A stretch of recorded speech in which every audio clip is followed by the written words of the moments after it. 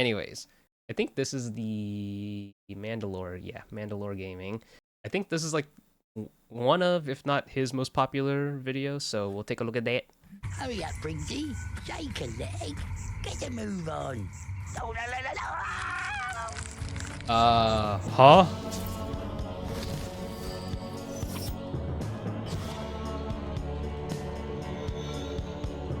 A few weeks ago, a game called Hunt Down the Freeman was released. To put it bluntly, it's abysmal. There are feature-length videos talking about how bad it is. On top of that, it was using assets that appear to be stolen from other games and mods. I saw some people calling this the biggest scam in gaming, but I remembered a story very similar to this one, and not too long ago actually. Imagine a game that stole at least 10 times as much stuff but got a physical release. Well, it's here. It's actually right here on my desk. Highly enjoyable. I was immersed in the first few minutes. I've never heard of any of these websites, but I do agree that it is a highly enjoyable game. As you can tell from the title, this isn't just going to be a review this time. It's going to be a little different. So in the spirit of Hunt Down the Freeman, I'd like to share a game that's so bad it's good, but also so much more. We've got a lot to cover, so let's get started. How long is this? What are you doing? Okay. This is maybe the best advice you'll get in the whole game. When you start it up, you get a cutscene of someone falling through fire, and it's from the movie Spawn. I don't mean they ripped it off, I mean they literally took this scene from the movie Spawn, and they just made it their intro. What? Okay. I see. What? Oh god, they really do be taking assets, bruh. They be stealing shit. I don't mean they ripped it off, I mean they literally took this scene from the movie Spawn, and they just made it their intro. Bruh. The only thing different they did was putting a border around it. And the border itself, taken from a World of Warcraft wallpaper. The game Oh my god. What? This is the intro, and we've already spotted multiple stolen assets or stolen footage, dog. Hasn't begun, and there are already 2 lawsuits waiting to happen. That this part. Came out in 2008. This wasn't, you know, Wild West internet. I'm not going to play the wait, whole intro. 2008? There are only 3 people listed in the credits, and that's probably why. Also, I have no clue what anyone's saying or what's happening. Give a listen to the audio mixing.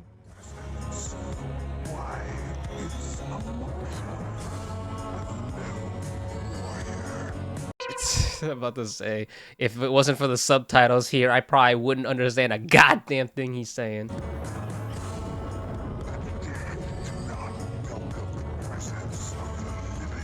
This will come up again later, but even if you could... I covered the subtitles just now just to see if I could really understand, and yeah, no, I can't understand shit! And the dead do not welcome the Okay. This will come up again later, but even if you could hear them, it wouldn't make a difference. Finally, we get to the prologue, featuring a vaguely adjusted Battle for Middle-earth loading screen. Then, yeah, it begins. The hell that? Sniffer sniffer? We good? Why are you just standing there? Ah! So you are with Good, good, good. Do not be fearful of me. I am to help, not to hurt. I am friend. Then why you creep up on me like that, huh? Yeah? Calling yourself a friend when you be creeping on me like that? From the ceiling? Dog. Where do you even start with something like this? Well, first of all, the style of cutscene may be familiar to some people. I couldn't understand what it was until later. It's a spiritual successor to the CDI Zelda. Okay, that's why I was getting such a vibe from this. Yes, it is. I could see it. You even start with something like Yeah, this? I can see it. Well, first of all, the style of cutscene may be familiar to some people. I couldn't understand what it was until later. It's a spiritual successor to the CDI Zelda cutscenes. It has all the ingredients. Oh boy! Dinner. I'm so hungry, I could eat an Octorok!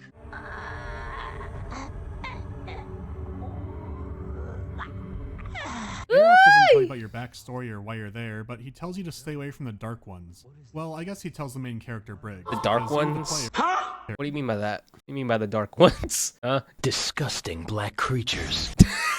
To stay away from the Dark Ones. Well, I guess he tells the main character Briggs, because you, the player, are a character. Yes, yes, look! They're on the other side! Whoa. When you the finally hell? get to playing, it seems like any typical adventure game. Limbo the Lost is entirely in 2D, which is awkward. At best, the Briggs model just seems out of place compared to... It does. I was about to say that. Like, it's very obvious that they just plastered the model onto the fucking scene. It barely fits. everything else. At its worst, the game just doesn't know how to handle it. What? The backgrounds look jagged and awful, and in theory, this could be fixed with anti-aliasing. I tried setting it up to maximum, and as far as I can tell, it doesn't do anything. Oh right, like I just said, this is a 2D game, so that's a screenshot. Well, I have the option. That is incredible. Sometimes character sprites will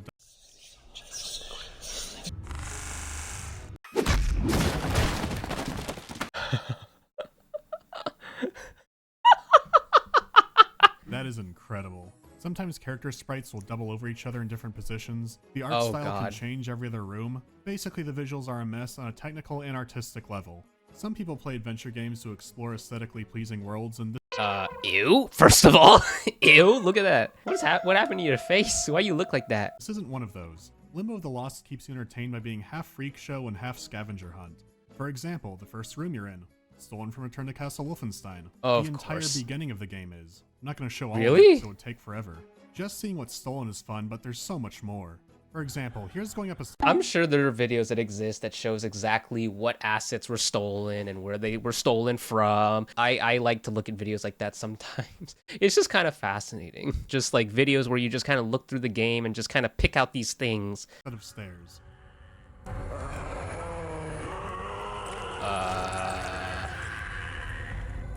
What? That's never explained. He just shrugs. It's like homeboy saw that and was just like, I don't know. Don't ask me. I don't even know. Oh my god. That's never explained, it just happens. That's the story for this game. Things happen. Who are you? Oh, faggots! Oh my god, bro. Oh, hell no, man. What the fuck, man? Wait! Whoa! Oh my god! That jump scared me so bad, dog. Isn't that just the point of games? Things happen. I think the important thing is, do things happen in a way that is cohesive? I don't know what that is. Digestible? Understandable? Understandable. Because what I'm getting is no to any of those. The story for this game. Things happen. Who are you? Oh, faggots, the name. Cooking's me game. That's not a joke. The character's name is Cranny Faggot, and we're still in the prologue. That is absolutely crazy. Yeah. No, this shit's not freaking real, dude. This shit's not real. Nah. What were the people who made this smoking when they made this, dog? We're off to a wonderful start. I think I'm gonna enjoy this. Go away. Black Hawk trust no one. Black Hawk only trust birds. I hope you can understand Birds. why this is beyond the regular Is that just a face stapled onto what otherwise just be an exposed muscle? video format. This is going to be a house tour / history lesson of an insane asylum. I'm not going to show all the good parts, but I'm going to break some things down, show some stolen stuff, and show how it doesn't work.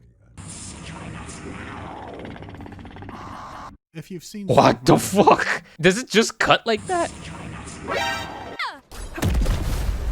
There's like no notable transition. It just hard cuts to this shit. This is like a step away from just being a straight up jump scare, dog. And then like what happened after that? Just flies in. my other videos, you'll know that I have I'm a not. stranger to sound issues in games. However, Limbo the Lost has a unique one that I haven't seen anywhere else. There are no audio options, not even volume control. Fair enough. Seriously? I can just lower it in the volume mixer. This works That's- for a little bit. A little bit. Whoa, what happened? The sound level just jumped back up. No, no. Every room, it's like every room has like its own like audio settings, dog. Like what?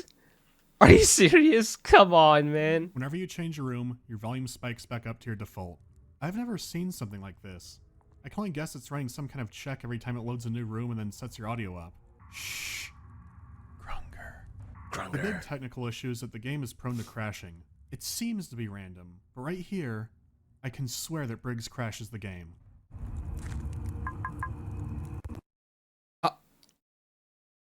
Well, there's your port report, PC Master Race. Bruh. Luckily, you can load from the splash screen. Or anywhere else in the game. If a conversation is going too long and you're worried about crashing, you could just pause the game and save in the middle of it. So the crashing isn't as big of a deal as it should be. By the way, check out the menu. The unpause button being back to hell is pretty funny, but look at the gargoyle. I won't run out of these anytime soon.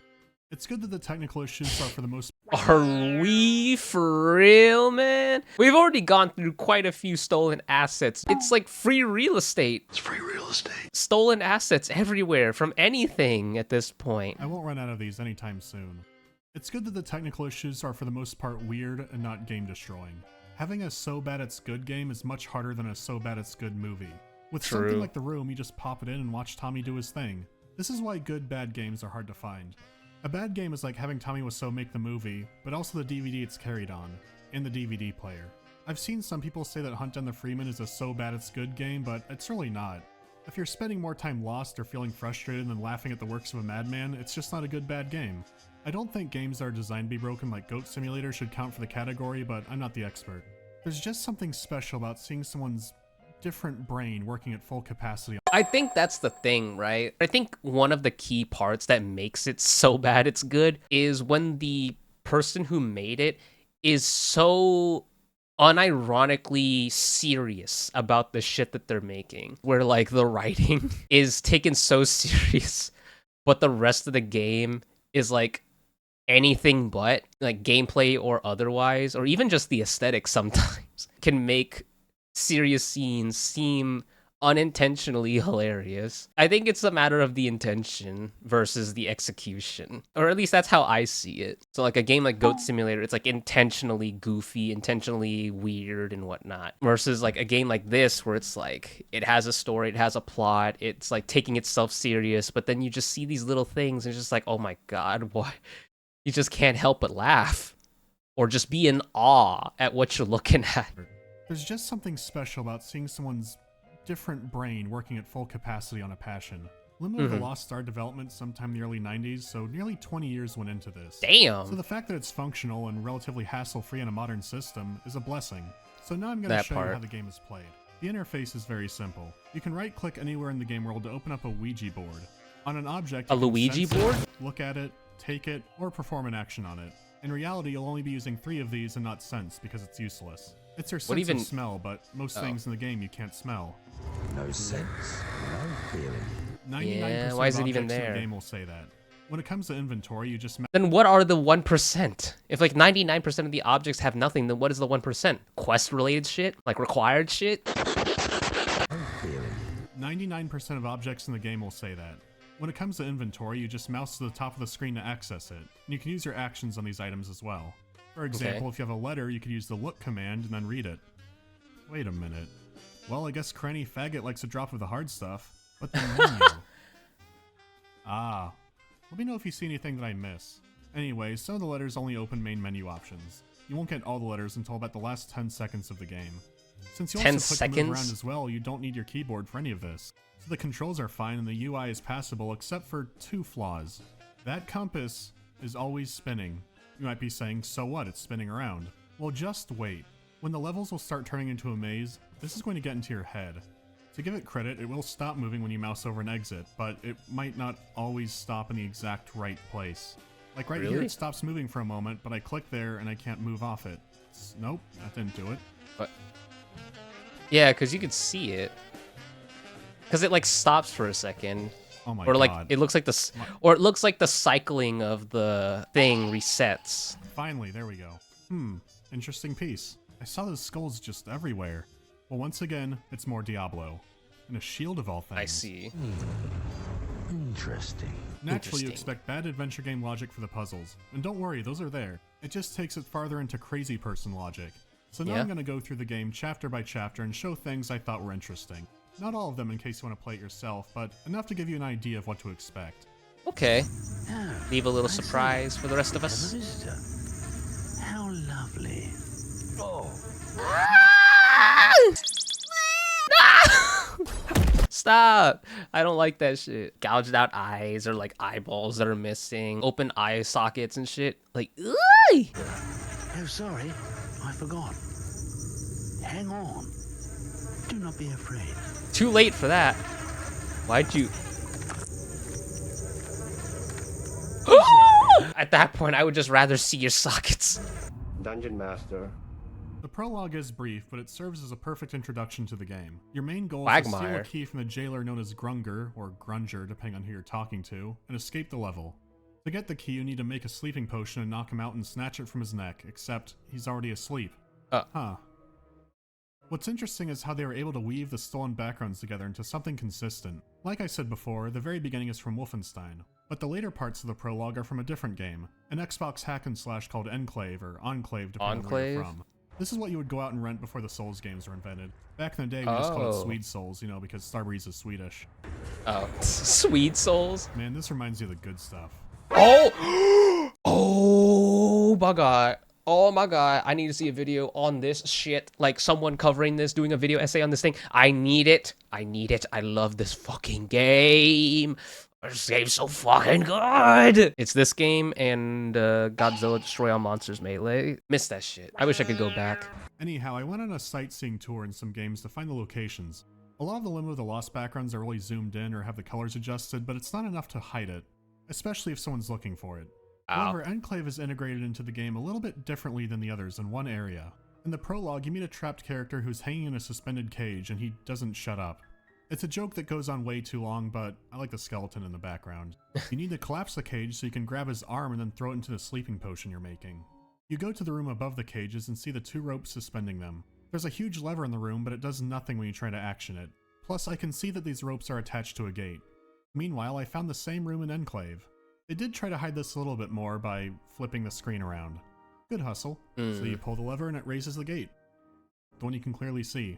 In Limbo of the Lost, you have to be Captain Kleptomaniac to put together a torch and then burn down the rope.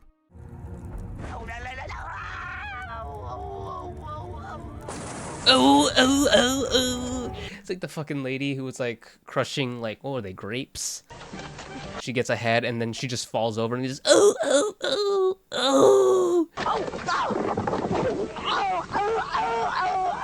That's karma, bitch. That's why you don't get a head start. I can't breathe. Uh-oh. Meanwhile, Terra no, firma? you can't slash the ropes. Maybe they thought that the puzzles were too similar, so made their own torch puzzle to differentiate from it. But in that case, why leave the lever there? That Did they part. not have anybody who could Photoshop it out? I haven't gotten there yet, but it's not even the most blatant plagiarism. It's not even so much the fact of like, why can't you Photoshop it out? Why did you even give us the option to interact with it in the first place? Anybody who could Photoshop it out? I haven't gotten there yet, but it's not even the most blatant plagiarism. I believe Not it. even close. So what came first, the torch or the lever? Was the puzzle based around a stolen level, or did the puzzle come first and they just made the level fit into it somehow? Well, Ooh, I that is a think good I question. have the answer. Remember when I said it was in development for nearly 20 years? Well, they released a demo in 1995 for the Amiga 32. The 88th The issue what? of the Amiga Computing magazine only had some images of it, but the 11th issue of a magazine called Amiga CD32 Gamer had a demo. As far as I can tell, issue 11 is lost to time, but the demo isn't. Time to fire up the emulator. What a stink. And before you say it, it isn't me.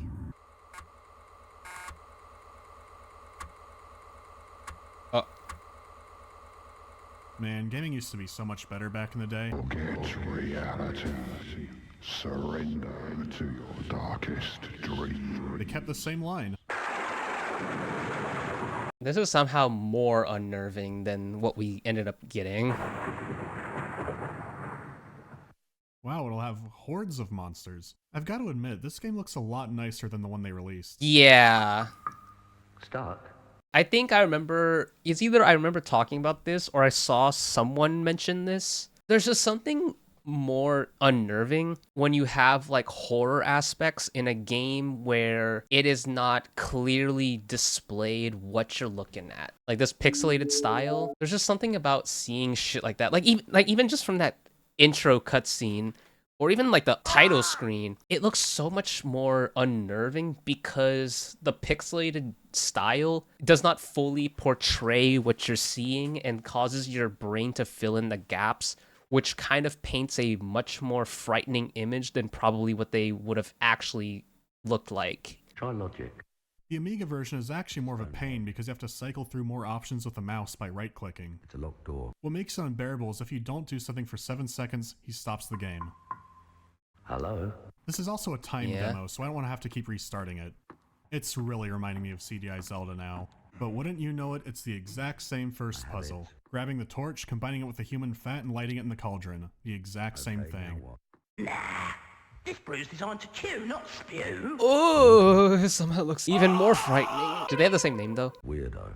This demo is going to have some more importance, but I'm going to put it aside for now. The demo proves that, on some level, there was an original game being made, so it wasn't a complete sham of grabbing things from other games and designing it around that. That being said, there are stolen elements that are just lazy. For example, all the signs are using a Lord of the Rings font. Why not use a font that doesn't need a license? It's a shame because the elements that are— Wait, actually though, you could there are literally millions of fonts that you could use. I'm sure even back then there were still plenty of fonts that you could use that were like free to use. Imagine seeing this sign, but it's in Comic Sans. Doesn't need a license. It's a shame because the elements that are original are genuinely bizarre and funny. What in the? So how bad do the puzzles get?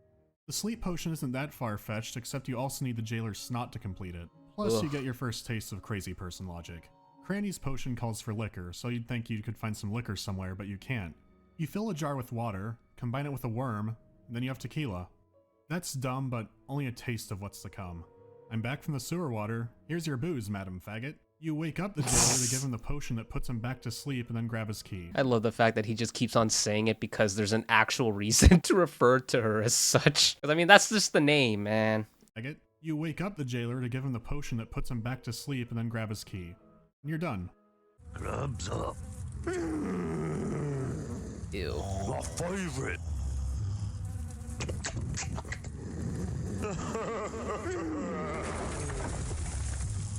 Chapter complete. The tutorial. That's it. I'd usually be in the middle by now, but everything's all messed up in this video. And so begins Chapter 1. I, young man, am the keeper of lost souls. You have done well to get this far. What is this place? To some, this is home. To others, it is a halfway house between their world and the next. This is the keep of lost souls. So tell me, am I dead? What the? Yeah. Let me give you this. Sorry about that. Don't know what came over me. Brother, the man got his dog in him, and he can't keep it under control, man.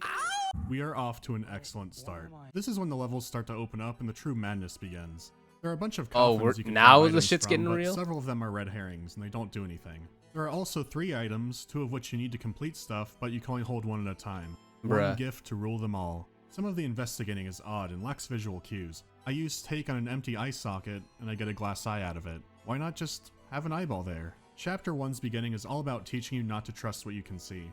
Like crossing this bridge that has rotting planks that are breaking apart. All the items I collected didn't help me out, but here's the answer. You go to the entrance of the level and pick up an entire coffin lid. Now you could use it on the bridge to cross. That doesn't look safe to me. Your perspective really gets thrown off That'll really work. Look at that. from this level. Not long after, you find what looks like a satanic dog bowl. Fluffy. Oh, don't tell me. I was really expecting the dog from Harry Potter. Or maybe the model from the game. Oh god, what is it? Are you asleep? Oh my god, they did it. Alright, I see it. And stop. Actually, they are 3 separate dogs, so it's not a complete ripoff. But then why only show one dog bowl in the cutscene? The world may never know. To keep the dogs distracted, you have to put a bone in each of their bowls. For every bone you put in, a gate opens up. This room is a 3-door hub to the rest of the level, so ideally you want all the doors open at once. The only place you can get a bone is from the first room, but you can only carry one at a time. It's about a minute trek each way, and there's no special event or challenge, it's just to waste your time. As for the level itself, it's interesting that it's not only plagiarizing, but also recycling plagiarized material. It's mainly Painkiller, the catacomb level to be exact. All they did here was slightly angle the screenshots they took and sometimes slap some signs around. Dead Man's Drop, Dead Man's Curve, Dead Man's Gorge. I wish I was dead. I wouldn't call it maze because there's only so many directions you can go, but it is annoying. Like any average adventure game, some stuff you can figure out on your own, but others are just deranged. Right. Oh, thank you, Black Hawk, but Black Hawk. really, there's no... Black Hawk? Black Hawk? Black Hawk? Black Hawk? Black Hawk? Black Hawk? Black Hawk? Black Hawk? Now come on, let's go. Get up, hurry. Sorry. No need for... Shh. No buts.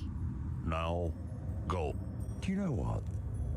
Every gift tells a story. I would be really excited to see Briggs in the new Smash. Why did we sit on that for so long?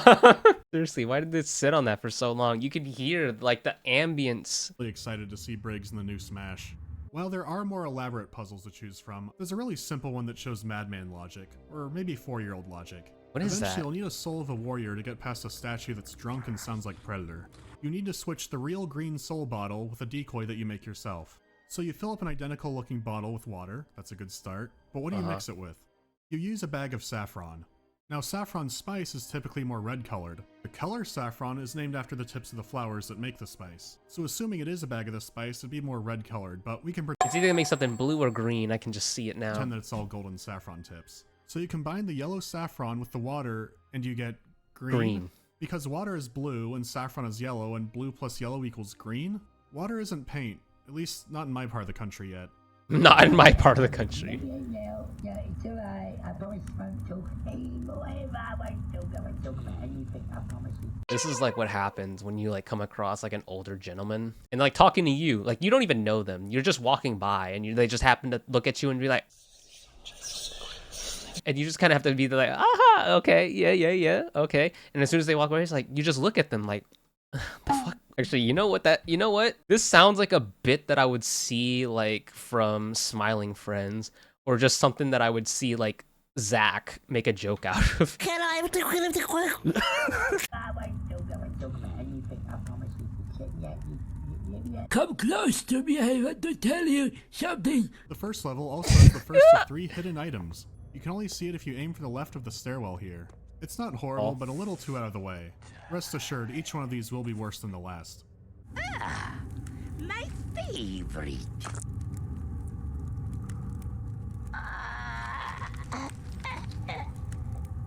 Here, you must take in exchange for gift.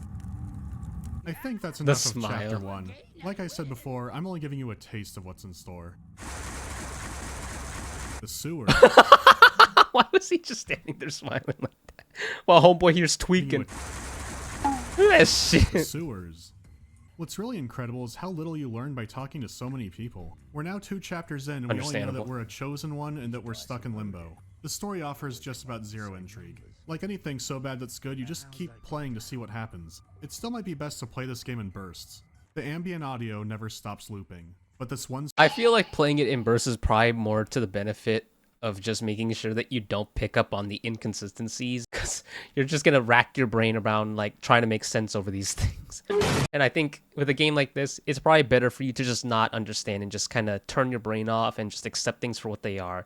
It still might be best to play this game in bursts. The ambient audio never stops looping, but this one soundbite is the worst. Join us.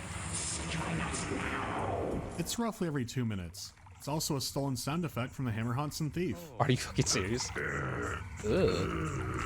Yeah? The sewer slash Fucking swamp Saw? level has the most plagiarized things I could recognize without looking stuff up. The first screen once you pass into the sewer is from Vampire the Masquerade Bloodlines. Most of the gross sewer seems to be the Hollywood sewers. There's an entire room filled with Morrowind items. There's a set of orcish armor and a bunch of weapon models they just retextured. This won't be the last we see of Elder Scrolls games, not even close. There's also this Greek helmet in the corner I thought was from Google Images. After looking around, it turned out to be the Dusk Deep helm from Diablo 2. Wow. Incredibly, I don't think this is the most blatant plagiarism in the game yet. That won't be until next chapter. Still not? Chapter 2 does have one of my favorite stolen assets, the flute. Not the instrument itself, but the song. I was gonna say, is it... Okay, they had a little Indiana Jones tune. So what? Well, it's more than you think.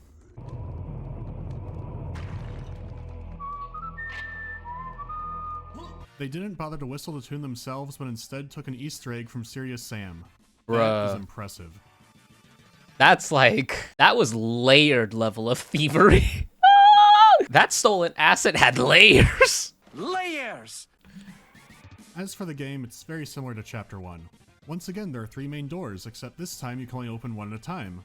Innovative. The puzzles themselves are becoming more cruel, both narratively and mechanically. Stretch. Can you see the important item in this room? It's not this panel, not this jar, not the glowing picture on the wall. Chair. It's a piece of wood on the back desk. Huh? You can only click on about 2 pixels of it, so you can mouse right over it and miss it. This is the second Bruh. most hidden object in the game. Second? As for narrative, at one point Briggs sneaks up on an old man and then puts an iron bear trap over his eyes. That seems a bit excessive, so why would he do that? To take his pen and ink. Reality is slipping. Was that necessary? Was that really necessary? I'll fucking do it again. Sneaks up on an old man and then puts an iron bear trap over his eyes. That seems a bit excessive, so why would he do that? To take his pen and ink. Reality is slipping. There's some lovely filled bread here. Who are you? Go on. Nope. First of all, ew? What's that? Secondly, stay back, bitch.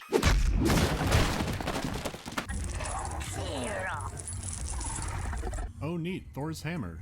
What? Are we for real?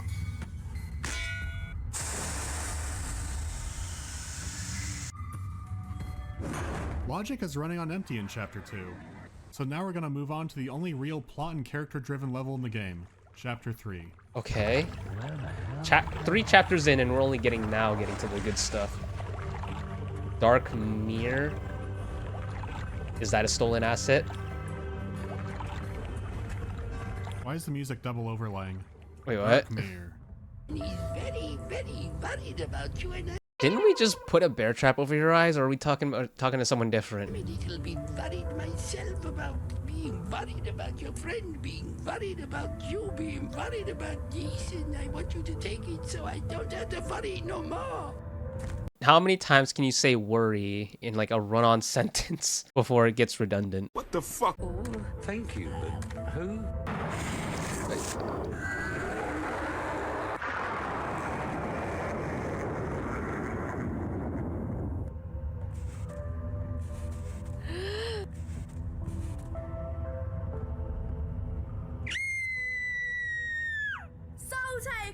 Soul Taker! Her audio is way better than the main characters. That's crazy. Nah, he's so right though. Why he look like that though?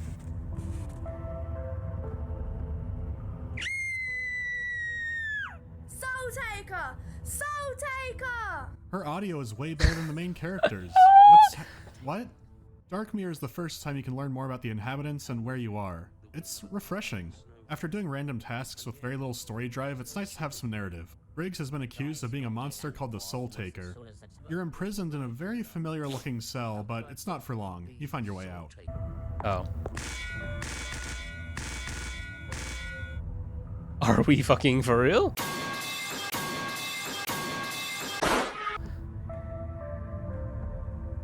Oh, I thought that shit worked. Mayor appoints you as detective, so now you need to interview people, gather clues, and find the real Soul Taker. You even have a little LA Noire clue book. Why is the snow not cold? I was gonna make a joke and say that maybe that little girl was the Soul Taker. That's a good start. And so begins the most unbelievable plagiarism in the game. Oh god. No. You cannot be serious. Are you serious? Nearly every single interior is ripped out of Oblivion. It's not remotely subtle. They copy floor plans entirely. Holy the Shivering Isles shit! expansion had come out just the year before. I mean, that's the expansion, but still. It's all over, lawbreaker. On the same shelf as Oblivion. People were actively playing this game. How could they think no one would notice? It's mind-blowing. There's no other way to put it. Out of all the things that people might miss, you took entire levels from a popular AAA game that was still on shelves. Even then, they still managed to screw up the background. I still play Modern Oblivion from time to time, so I could go right down to the first edition bookstore. I was about to say, I have the, what's it called? I have like the remaster, and I'm gonna be completely honest, I think I would still prefer the spectacle of playing the original, to be honest. Not just because it doesn't turn my PC into a microwave oven. There's just something about seeing the original aesthetic of the game. It's just a personal preference. Especially since they kind of basically took the core of Oblivion and then just kind of gave it a new coat of paint. At that point, it's just like, I might as well just play the original. And if I wanted to like relive Oblivion through a new lens, then I would probably just play the remaster. But then there's always mods. Here he is behind the counter, and here's the back view. You enter the building from the wrong side. The register facing the clerk, the books facing outwards, it's all mixed up. They couldn't even get the chair completely out of the shot. This feels like having an out-of-body experience. The fact that living human beings thought they could do this and make money off of it without getting in trouble is mind-boggling. Now would be a good time to bring up the fire. Since they just screenshotted the level, they needed animated torches. All the fire in the game uses fire.gif. They downloaded a fire gif, put it on the Oblivion screenshot, level completed. It wasn't even the first time in the game they took Oblivion assets, but Darkmere is chock full of them. It's unreal. Literally unreal. Unreal Tournament 2004, except they were taking and editing user maps. So they took all these measures to change the map from some map maker, but not the major studio game owned by ZeniMax. Oh, mate. Jesus. That sounded genuine, like from the heart. Oh my god. Are we for real? Oh, dear. I can never return to first edition. So, what is there to see in Cyrodiil? There are several interesting characters. What is there to see in I might not be able to Cyrodiil? talk them for long, but what's there is really good. Much like the real Oblivion, however, it's held back by the amount of voice actors they had. Much of Darkmere's population is voiced by one guy pitching his voice up and down or making funny voices. It seems we have done you a great injustice, my good fellow. My dear friend and trusted advisor, Onegas here. Onegas? Can I help you, miss? Actually, it's Mr., not Miss. What? You can't be my sister. I haven't even got a sister. Mister, I'm a man. For an age, it seems that this has been going on. One after another, they disappear. It sounds like the fucking voice changer in Aneurysm 4 for the banker. That makes you sound like a small Jewish boy. The banker is the only class in the game which has a built-in voice modulator that makes you sound like a young Jewish boy. I literally can't go any lower than 30 credits. What did the developers mean by this? Souls taken. There are two actors with better equipment, but they have their own issues. Sometimes you can hear the click of someone starting to record it in the background. My pleasure, Mr. Detective. Now, you sure nothing takes your fancy before you go? Detective? I say, detective. It's subtle though.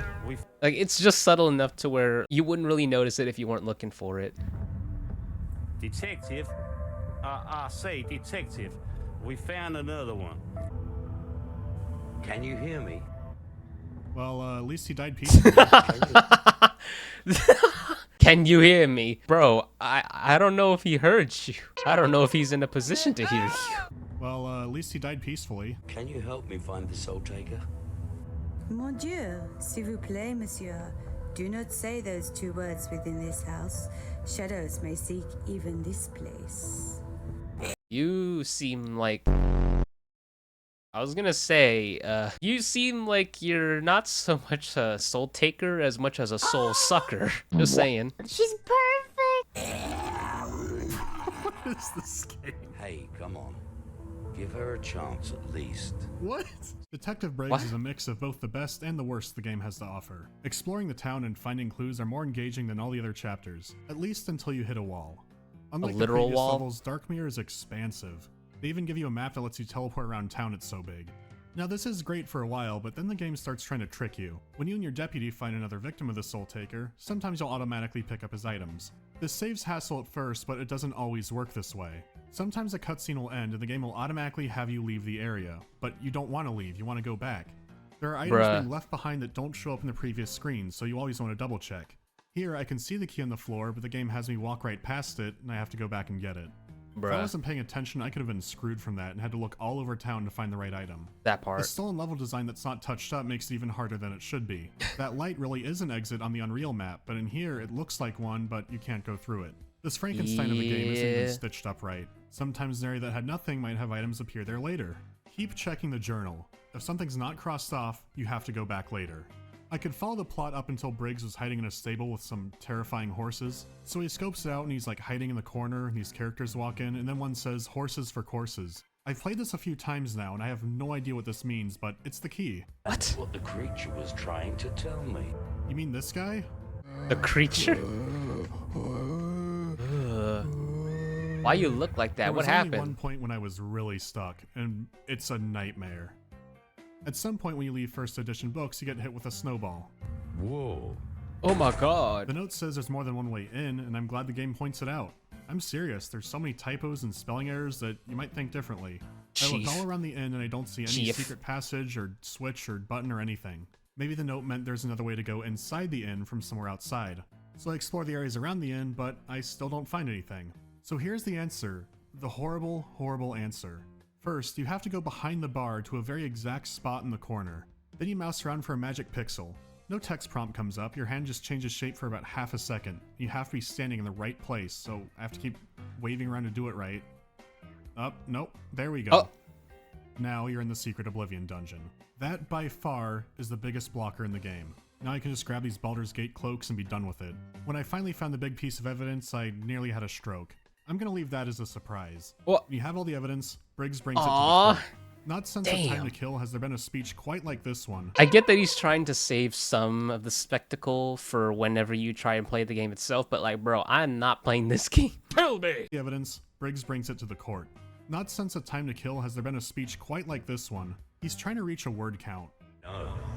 This is an evil, greedy, corrupt society whose lust for wealth and power means that they will stop at nothing to get what they want.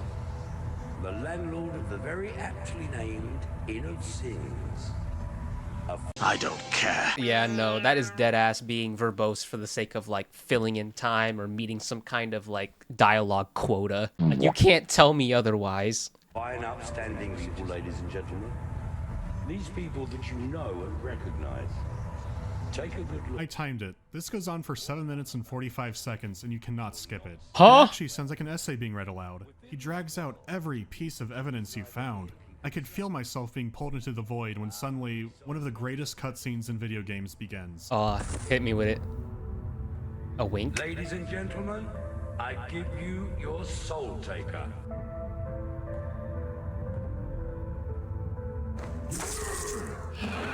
What?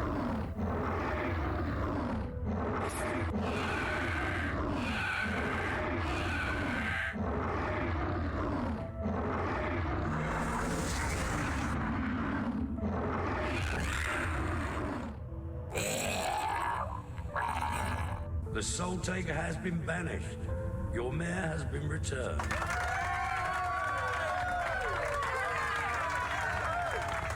Absolute art. It's never explained. Wow! Absolute cinema, bro. What the fuck did I just watch? Absolute art. It's never explained what he did. It's great. So it's time to move to the 4th chapter, after the troll removes all of our items. Bruh. Yeah. He just threw us like he was pitching. Who do you think you are throwing your weight around like this? And you just get up brushing it off like that? Dog. What are you made out of? The machine. The machine. Chapter 4 sucks. Not in a funny way, it just drags out too little for way too long. As far as I know, this map is made entirely from Unreal maps. Way too few. This is a case study in how not to pad out your adventure game. It has a map similar to Darkmere, albeit much smaller. All of the numbered tower locations are completely identical, except some have items. Tower 1 and 2 have nothing, a complete waste of time. Bruh. Tower 3's only item is right outside the train. There's no reason to explore the rest. So there's not a lot to see, but the game knows it. There are 2 objects that really stick out, but you can't interact with them at all. You have to do other minor tasks, and then they show up and you can pick them up. I don't know why this bothers me so much. Possibly because it was something I expected, but it didn't happen until now. The only good things about it are the cutscenes. There's only a few of them. You can beat it all in 10 minutes. So now's a good time to talk about background stuff before the final chapter. Oh my god, the whole country's a circle. I, am Benjamin Spooner Briggs, Captain of the Mary Benjamin Spooner Briggs, Captain of the Brigadier Mary Celeste. I like Briggs as a character because he's a goofball, but you don't learn a lot about him. You can learn some things from the bonus disc. It's an enlightening piece of media. For starters, it has an a fucking game has a fucking bonus disc. It's like having like a movie and going through like the main menu to go through like the extras, or like some of them might have like little games in there. You know what really got me? There was like in the a Disney dinosaur movie, I think it was literally called Dinosaur. They had a little thing in there. You had like the scene select, and then you had like little options for like games or whatever behind the scenes, etc. But there was like a little game or whatever, and I guess you had to like navigate through the cave. What am I saying? We gotta get to the nesting grounds.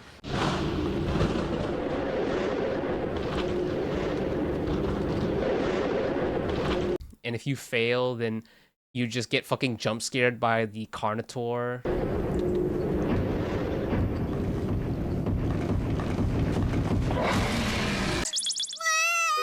Yeah, you get fucking jump scared by it, and it's like a fucking zoom in. Like, I knew that scared me as a kid, and I fucking stayed away from that, like, that game because of it. From the bonus disc. It's an enlightening piece of media.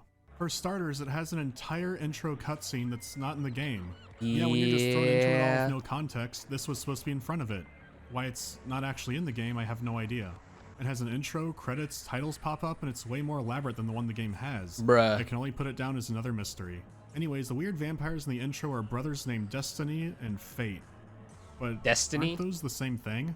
I guess Destiny... Well, clearly Destiny is a first-person sci-fi shooter, whereas Fate is an anime series that also happens to have a gacha game, clearly. Usually has more positive connotation than Fate, but still. Anyhow, Briggs gets lost in the Bermuda Triangle. It has some live action footage that people debate over the source of, but they definitely didn't make it. Bermuda. It explains that Briggs is on an island and his actions will determine the future of mankind. Huh? Those are higher stakes than what the intro implied. That part. Wait, that's the Crisis demo. Maybe they scrapped it because they knew they weren't allowed to use that. It's still incredibly vague, but better than what the game came with. It even shows why Briggs is flying through the big hell portal from Spawn. So Briggs is still a goofball, and this doesn't change that. But here's where it gets strange. Captain Benjamin Spooner Briggs was a real man. Wait, what? His ship, the Mary Celeste, was also real and was found derelict a few days after this game takes place. Briggs and his crew were never seen again. This game is the final legacy of a real God-fearing sea captain. Grab your Chicago style The smiling every time. And it's the fucking same shot, too. Grab your Chicago style and get on JSTOR, it's time to learn. Limbo of the Lost was a book originally published in 1969. It got republished in the 70s as Limbo of the Lost, Actual Stories of Sea Mysteries. There were several articles and a few books talking about the Bermuda Triangle before this one, but this helped popularize it. The real course of the ship was nowhere near the triangle, but here's where things get a little tricky. So I went to my buddy Tex from the Black Pants Legion. He's done historical work specializing in maritime history, so he'd be perfect. At this point, I knew that the real Mary Celeste was one of those weird sea mysteries. It was found derelict near Portugal with no crew, all the cargo intact, but a missing lifeboat. Some of the sails and rigging were damaged, but that was about it. Now here's where things get complicated. Sir Arthur Doyle, the guy who wrote Sherlock Holmes, had a short story published in 1884. It was in an issue of Cornhill magazine, and was based on the real Mary Celeste. He just changed minor details and names, like calling the ship the Marie Celeste. The story ended up being so popular that to this day it corrupts historical documents about the real ship. The U.S. consul in Gibraltar, who had been present at Mary Celeste's hearings, would later make inquiries based on the story's facts. After Tex did some groundwork and things, he found out the big discrepancy: the cargo. Doyle's account puts the cargo value at $35,000, which is worth more than the ship. The alcohol was also going to be used to fortify wines, but that's not how this works. The real ship had 1,701 barrels of denatured alcohol, most likely pyridine and methylate spirits. This wouldn't be how port and fortified wine were made. They would use a neutral grape spirit, most likely locally, not from overseas. Not to mention that port was mainly a cocktail mixer in the Victorian era. Shipping booze across the Atlantic to make ratchet peasant wine would have been stupid and expensive. So any account saying the cargo was worth $35K and being used to fortify alcohol is wrong, and written by brainlets. Bruh. This eliminates most accounts of mutiny and aliens. So was Briggs eaten by his crew? A sea monster? Well, the most likely answer came out a few years before this game was made. Dr. Andrea Sella of the UCL chemistry department built a replica of the Mary Celeste. He simulated a butane explosion from the cargo hold which made a big fireball but left no signs of burning on the ship itself. This would explain why the ship was damaged but showed no signs of burning due to a pressurized explosion. It explains everything being left behind and no entry in the captain's log, because explosions at sea are scary. So why are there still weird theories? Because there's money to be made off mystery. As much as the simplest solution makes sense, other tantalizing evidence suggests another fate for the Mary Celeste. The first mate's wife claims that on the night of November 25th, she had a dream. No way. That said that her husband had been murdered at sea. Please stop. The new owners of the Mary Celeste then took it to a reef off the coast of Haiti and tried to wreck it there for 6 insurance policies. Bruh. They didn't get it. Speaking of scams, the developers claim they didn't steal anything. It was all done by a mysterious person or entity that they outsourced. Well, guess what we're coming back to? Remember the Amiga demo? This hallway is the key. There's another Amiga game called Guy Spy, and people have pointed out some striking similarities in this hallway. No. That's right. Even back then, they were ripping people off. This game is legendary. So, let's move on to the final chapter. Once a thief, always a thief, I guess. It's all over, lawbreaker. It was just much more subtle. Comparatively more subtle. He mentioned something interesting. Cypher is pursuing new research. He claims that what they're doing in Africa is the missing piece. The fuck is this? A weapon to surpass Metal Gear. Are we... The Citadel. Are we for real? This is another short one made of Unreal maps, but I like it a lot more aesthetic. What the hell was that? Like, I know the audio came from fucking Metal Gear, but like, what the fuck was that? Bro was on a chair with a missing arm, and is like walking with mechanical He claims legs. that what they're doing in Africa is the missing piece. A weapon to surpass Metal Gear. And then he just gets electrocuted. This is another short one made of Unreal maps, but I like it a lot more aesthetically. The original score, maybe the only thing not stolen, is also really good. The puzzle's just matching up a right hammer with the right head on the wall and you're good to go.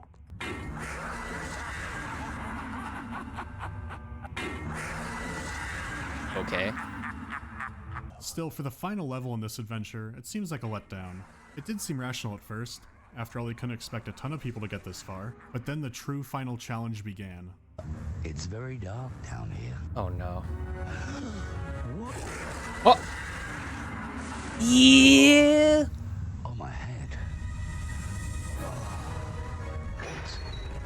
What the hell am I? Bitch, I barely understood what was happening. Who the hell are y'all? Intruder? Motherfucker, you brought me here. Knows you. Where is the seal? The chosen commands your death. You answer to me. Bro, what do you want from me? Do you want me to answer your questions or die? Time is of the essence. That is a legitimately awesome build-up. This is a time challenge. Remember, we're each had— I mean, like, the music was very cinematic. That music, though, I'll give him that. That is a legitimately awesome build-up. This is a time challenge. Remember where each head was and activate them in order of a panel. This is not a lenient timer.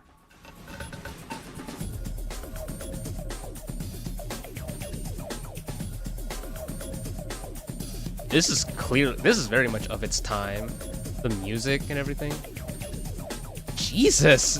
Yeah, not lenient at all. Damn. I got all the symbols, but now there's letters. Looks like destiny. The timer keeps going and you don't have time to screw around. You're gonna be at the bottom, so you need to get those letters in as fast as you can. Once you do, you've won it all. I'm saving the best ending for last. This comes after. Fate is upset that Destiny has beaten him, and so they opt in for a double or nothing. That's right, they were already teasing a sequel. We both know a lot of reasons why that's not gonna happen. For those same reasons, I would highly recommend checking it out, or getting a copy. Unsurprisingly, there were a lot of legal issues after this game came out, so the retail boxes got pulled. At the time of this video, you can still find wrapped copies for $15 to $20 US, but those won't last forever. Bruh. This isn't getting a digital release or an enhanced edition anytime soon.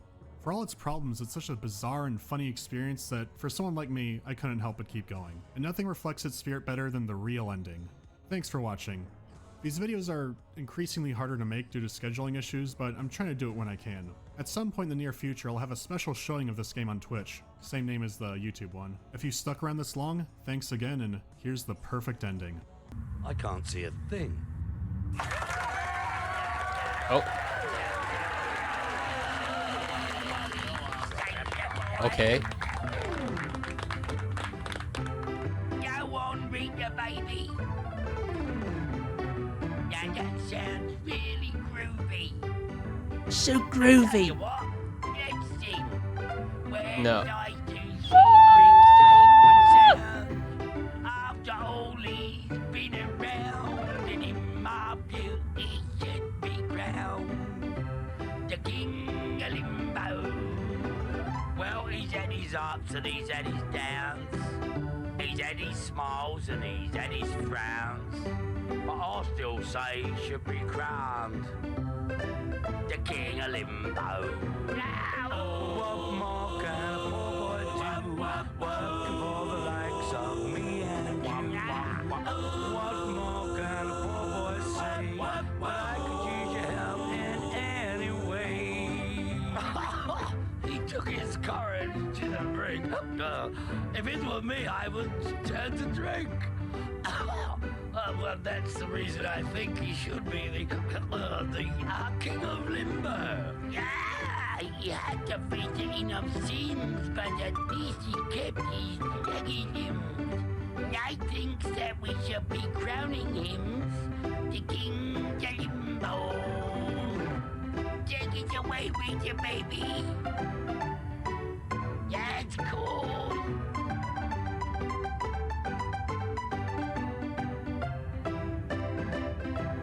Yeah. Whoop, whoop, whoa!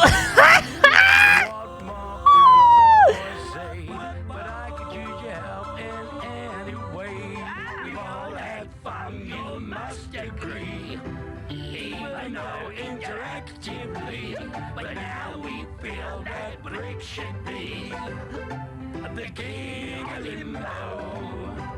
I do up, I do be do up, I do up, A doobie doo up. A doo up. A doobie doo up. the king Of Limbo. Oh my god. Wait, why is this actually kind of fired though? I do be do Up. A doo up. A doobie doo up. What the fuck are you guys playing? Very valid. Oi!